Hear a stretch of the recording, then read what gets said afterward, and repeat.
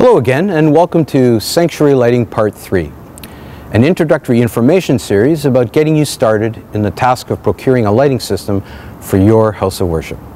I'm Dan Tulloch, a sales representative specializing in sanctuary lighting here at Christie Lights Limited. Here we are again at Queensway Cathedral, and we thank their technical management team for their support. This segment is about choosing the appropriate lighting fixture for specific lighting tasks on the platform. Usually, I separate lighting equipment into three categories. Front of house refers to fixtures employed for front lighting of presenters on the platform. These are usually hung in the ceiling in front of the platform. Backlight and overhead lighting refers to fixtures used to backlight presenters on the stage to enhance their image and provide definition in a camera shot to help the performer stand out from the background. It also helps the audience to focus on the presenter as well. The final category is effect lighting, which adds color and sometimes movement to the whole presentation. In this section, I will give you an overview of frontal and backlighting, and in the next section, we will talk about effect lighting by itself. The fixtures we choose for front lighting are usually ellipsoidals. My favorite fixture in this application is the ETC Source 4 standard ellipsoidal, and I often use the Source 4 Junior Zoom as well.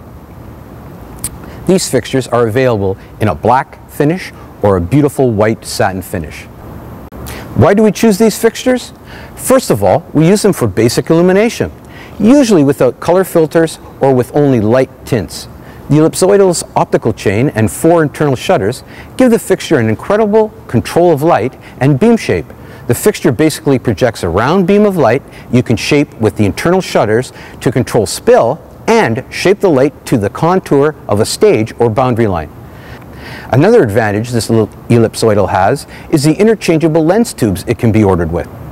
For long throw shots in very high ceilings, you can select the 5, 10, and 14 degree lenses and keep the intensity of the light very bright even though the fixtures are very far from the stage.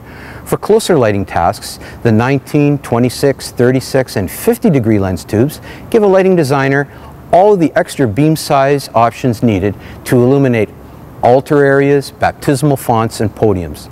For those lower ceilings, where we require a light that opens up very quickly, ETC has a line of 70 and 90 degree lens tubes available as well. After we select the fixture and the lens tube, the next part of the exercise is where to locate the fixture in the ceiling to optimize its lighting angle. Here's where lighting theory and personal preference come together. The placement of fixtures to illuminate performers on the platform is an exact science.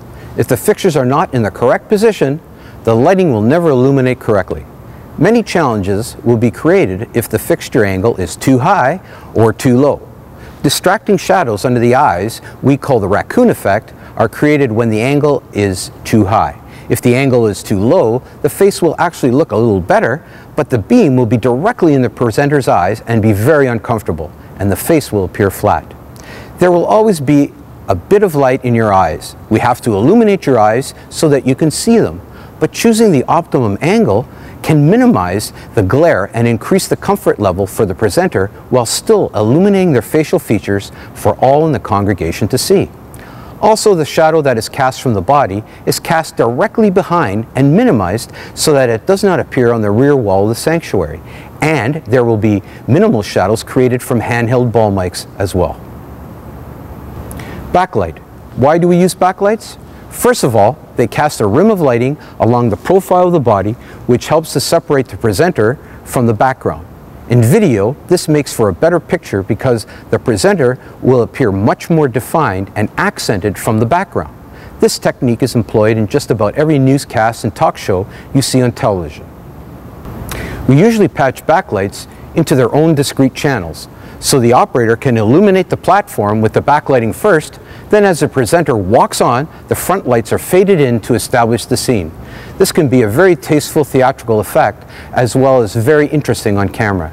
Going back to the lighting synopsis, we usually make sure the area the presenter is speaking from is always backlit. In larger churches such as Queensway Cathedral, there are approximately 20 backlights with color changers on the entire stage area, so the operator can backlight any position or combination of positions.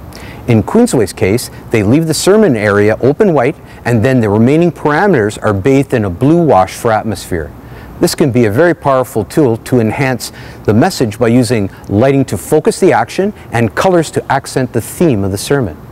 In part 4, I will give you a look at different types of effect lights that are used in auditoriums for adding color, atmosphere, and mood. See you then.